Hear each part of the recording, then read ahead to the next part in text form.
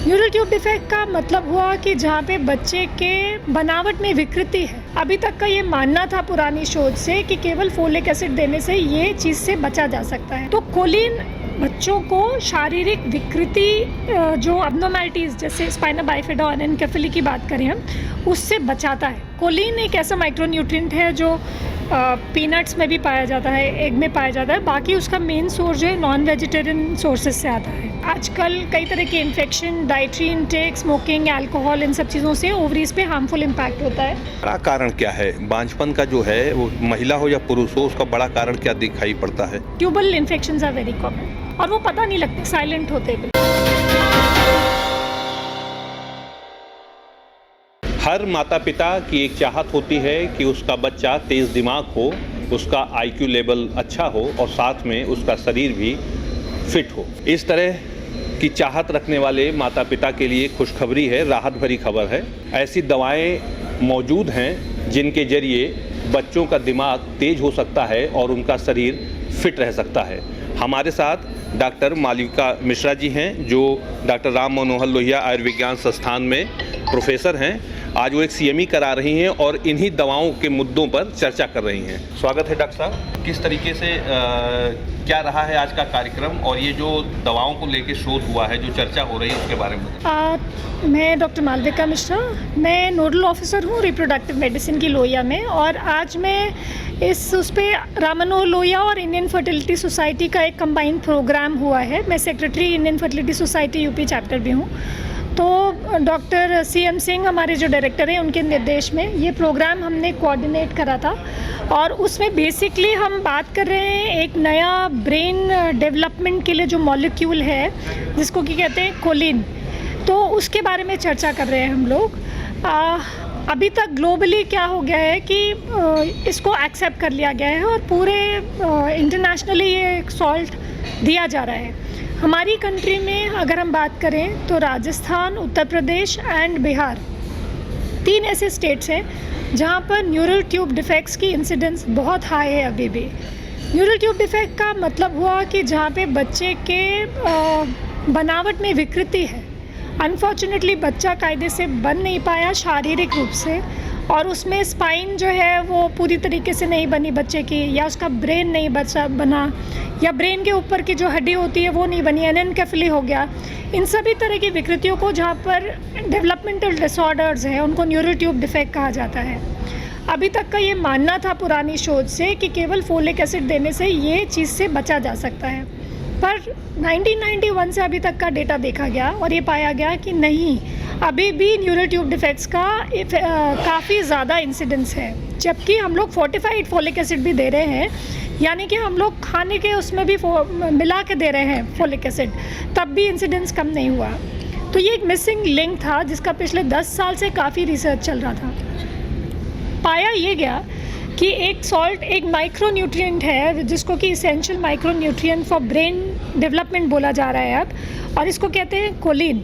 अगर इसका सप्लीमेंटेशन हम प्रेगनेंसी कंसीव करने से पहले से लेकर के 1000 दिन तक, मतलब फ्रॉम पहले से करना चाहिए, लेकिन अगर from the day of conception, जिस दिन गर्भ में बच्चा ठहरता है, वो एम्ब्रियो जा कर के यूट्रस में अटैच होता है, तब से लेकर के अगर 1000 दिन तक बच्चे को गर्भ से लेकर के जब तक वो माँ के मिल्क पर है, उसके बाद ऐसा देखा गया है कि 1000 दिन तक, मतलब 2 साल तक, बच्चे के 2 साल की उम्र तक उसको कोलिन मिल रहा है, तो बच्चे का ब्रेन डेवलपमेंट, उसको इस तरह की विकृतियाँ होने की संभावना एक तो ना के बराबर हो जाती हैं। दूसरा, बहुत तरह की मेंटल प्रॉब्लम्स जैसे ऑटिज़म, ADHD, ये सब जो प्रॉब्लम्स हैं, mental problems, personality problems, brain function problems, ये सब की भी काफ़ी कमी देखी गई है। क्योंकि कोलिन का काम होता है कि वो ब्रेन के सेल्स को अच्छे से बनने देता है, माइलिनेशन कराता है। उसमें 3 तरह के ऐसे प्रोटीन्स रहते हैं जो ब्रेन सेल डेवलपमेंट में बहुत हेल्प करते हैं। यहाँ तक कि एक स्टडी जो लार्ज ऑब्जर्वेशनल स्टडी हुई है, सबसे लार्जेस्ट जो अभी हुई है, उसमें वो बच्चों को कंपेयर करा गया 7 साल की उम्र पे, उसको डिवाइड करा गया, कुछ को जिनको कोलिन मिला था और जिनको नहीं मिला था। 7 साल की उम्र पे जब उनको देखा गया तो मार्क्ड डिफरेंस था दोनों बच्चों की मेंटल एबिलिटीज़ में। तो अब ये हम कह सकते हैं काफ़ी दृढ़ता से कि कोलिन सप्लीमेंटेशन से न्यूरोनल डेवलपमेंट स्ट्रक्चरल फॉर्म में और एबिलिटी फॉर्म में, मेंटल एबिलिटी फॉर्म में, दोनों ही फॉर्म्स में कोलिन का बहुत अच्छा रोल है and it should be supplemented और अब रिजल्ट सामने आने लगे। जैसा कि आपने बताया कि आईक्यू लेवल के साथ जो है इस दवा का जो असर है वो जो शरीर कई बार ऐसा होता है कि सिर नहीं बन पाता बच्चे का या कोई अंग ऐसे अधूरे रह जाते हैं, उन पर भी ये प्रभाव डालता है। जी बिल्कुल। तो मतलब मेन पर्पस तो स्टडी का यही था कि स्ट्रक्चरल अबनॉर्मैलिटीज़, न्यूरल ट्यूब डिफेक्ट्स का इंसिडेंस कैसे कम हो। केवल फोलिक एसिड देने से नहीं कम पाया गया, तो ये इस पर रिसर्च करा गया और देखा गया कि कोलिन की मात्रा जब कंपेयर करा गया कि जिनमें ये डिफेक्ट्स हो रहे थे और जिन महिलाओं में डिफेक्ट्स बच्चों में नहीं पाए जा रहे थे, तो एक डिफरेंस पाया गया कि कोलिन की मात्रा ज़्यादा थी उन महिलाओं में जिनमें बच्चों में न्यूरल डिफेक्ट्स नहीं हो रहे थे। तो कोलिन बच्चों को शारीरिक विकृति जो अबनॉर्मैलिटीज़ जैसे स्पाइना बाइफिडा और एनकेफेली की बात करें हम, उससे बचाता है। तो that has a protective role, क्योंकि वो पूरा न्यूरोनल डेवलपमेंट कंप्लीट कराता है और वो फीटस पे असर देता है, मदर पे असर देता है और लैक्टेशन के टाइम पर भी असर देता है। तो ये अब this is definitely proven and it has a very important role to play. काफ़ी लंबा, कितने साल ये शोध चला है, कहाँ पे हुआ, अगर इसके बारे में कुछ जानकारी दे सकें। नॉर्थ कैरोलिना में पहली बार ये स्टडी करी थी और वहाँ से लेकर के अब तो ये हो गया है कि जो हमारी साइंस 1998 में पहली बार इसको एसेंशियल माइक्रोन्यूट्रिएंट की तरह पहचाना गया था। उसके बाद 2017 में एंड 2019 में हमारी जो बड़ी बड़ी इंटरनेशनल बॉडीज़ हैं, सब ने इसका रिकमेंडेशन जारी करा कि हाँ, इसको प्रेगनेंसी में देने से फ़र्क पड़ता है। सो मच सो कि अभी फीगो की जो हमारी इंटरनेशनल बॉडी है ऑब्स एंड गायनी सोसाइटी की, उसने 2024 में अभी गाइडलाइन में रिकमेंडेशंस में डाल दिया है कि it is recommended to give choline supplementation pre conception also till lactation, तो देना चाहिए। एक बात आपने और बताई थी कि उत्तर प्रदेश, बिहार, राजस्थान, इस तरह के जो हमारे देश के जो प्रदेश हैं वहाँ पर जो बच्चे कुपोषित हैं या जिनका ब्रेन बहुत डेवलप नहीं करता है शरीर, ये क्या कारण रहा, इसके बारे में कुछ बातचीत हुई हो? देखिए, हम लोग बस कोरिलेट कर रहे हैं यहाँ पर। हमने जो एक पूरा वो स्टडी में देखा तो डेफिनेटली हमारा राजस्थान, उत्तर प्रदेश, बिहार रेड जोन में है, जहाँ पे न्यूरल ट्यूब डिफेक्ट्स की इंसिडेंस बाकी देश की स्टेट से ज़्यादा पाई जा रही है।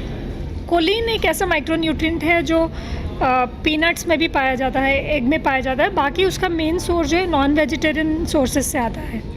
It could be a probability, could be, I am not saying this has to be proven, but हाँ, क्योंकि ये स्टेट्स प्राइमरली हमारी वेजिटेरियन स्टेट्स ज़्यादा रहती है, नॉन वेज कंजम्पशन कम रहता है, तो एग भी नहीं खाते कई जगहों पे, तो वहाँ पर डाइटरी कोलिन इनटेक कम रहता होगा प्रॉबली।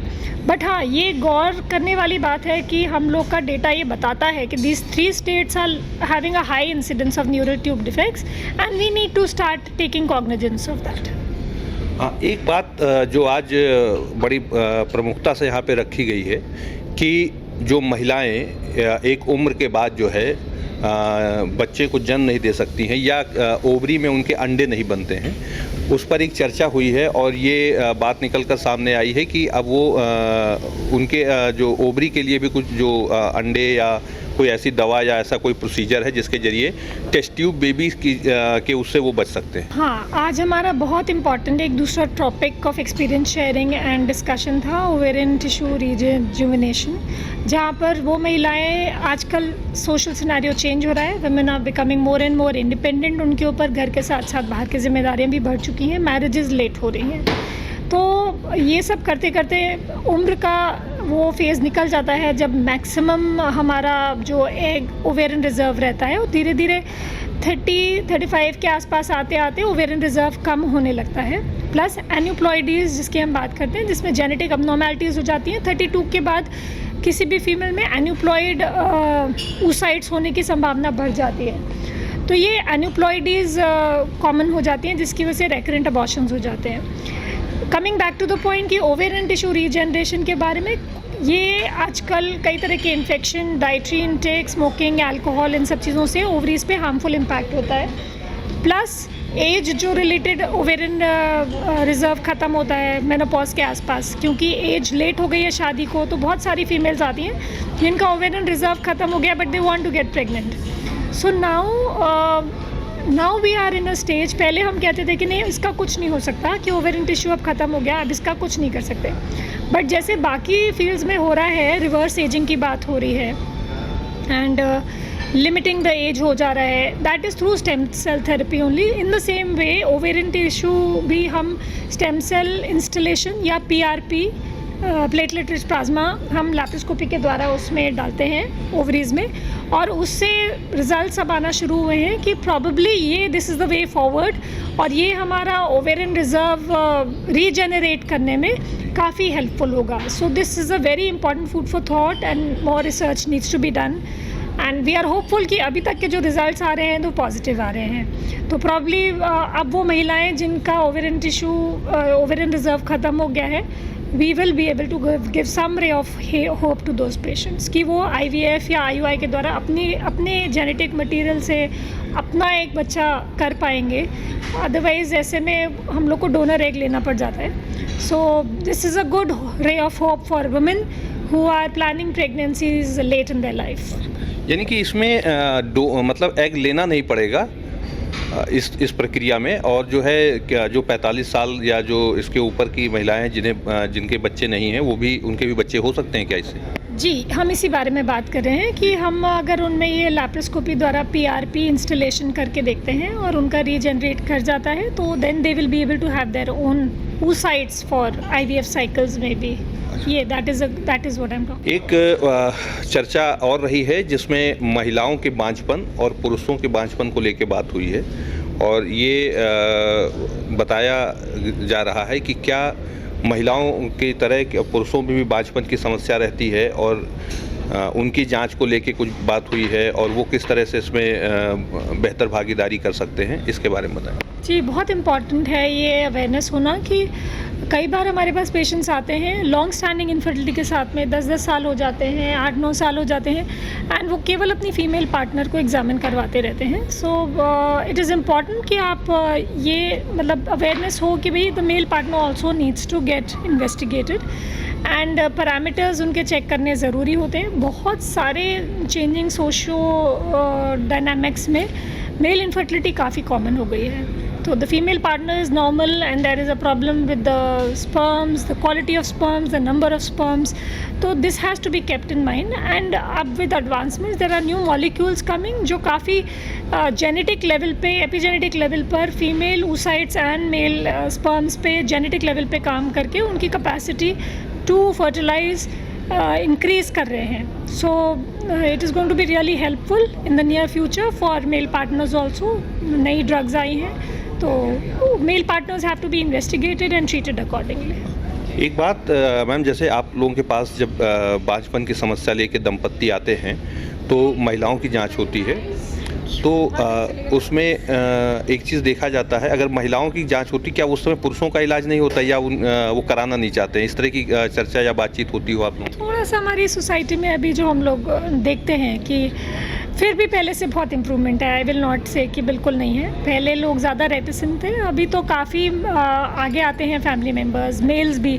आई थिंक वो एजुकेट हो चुके हैं इस बारे में कि ये एक कपल को ट्रीट करने की बात होती है rather than just the female, कि इनफर्टिलिटी केवल एक फीमेल का इलाज करना से ठीक नहीं होने वाला है. Male partner also needs to get investigated. People are getting open about it because उतना अवेयरनेस फैलने से लोगों को पता चल रहा है. हाँ, फिर भी अभी कुछ परसेंटेज है जो काफ़ी टाइम लगाते हैं, मतलब to get the mail forward for investigations. तो I think times are changing and we are expecting better in the future. क्या कोई इस तरह का शोध है, महिलाओं में बांझपन अधिक देखा जा रहा है या पुरुषों में? कुछ इस तरह का शोध आया हो, कोई रजिस्ट्री हुई हो इस तरह की? देखिए, अभी तो क्योंकि महिलाओं के इनफर्टिलिटी पे बहुत काम हो चुका है, बहुत ज़्यादा काम हो चुका है, और बहुत सारे फैक्टर्स हम लोग आइडेंटिफाई करते हैं. अब मेल्स पे धीरे धीरे और काम होना शुरू हुआ है and there are things that we have found. But हाँ, फैक्टर्स हम लोग को फीमेल में ज़्यादा पता है कि इन चीज़ों से हो जाता है. एंड ऐसा नहीं कह सकते कि किसी में ज़्यादा किसी में कम. हम लोग को बस डायग्नोज करना होता है कि कहाँ पर प्रॉब्लम है and then we treat it. बड़ा कारण क्या है बांझपन का जो है, वो महिला हो या पुरुष हो, उसका बड़ा कारण क्या दिखाई पड़ता है?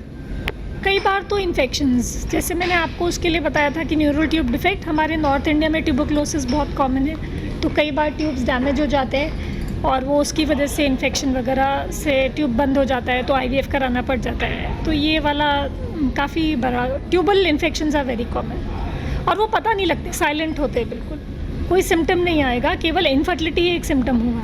तो कई बार ऐसा होता है कि ट्यूब्स बंद होते हैं और मरीज़ को पता ही नहीं चल पाता है, तो जब हमारे पास आते हैं, हम जांच कराते हैं तो ट्यूब बंद होते हैं उनके। सबसे बड़ा कारण तो यही दिख कर के आ रहा है कि डॉक्टर मालविका जी ने जिस तरह से बताया कि बांझपन को लेकर और बच्चों के सेहत को लेकर जो चर्चा की है, जो जानकारी दी है, लोग इस जानकारी से एक बेहतर भविष्य का निर्माण कर सकते हैं। लखनऊ से अमृत विचार के लिए अंकित यादव के साथ मैं बीरेन पांडे।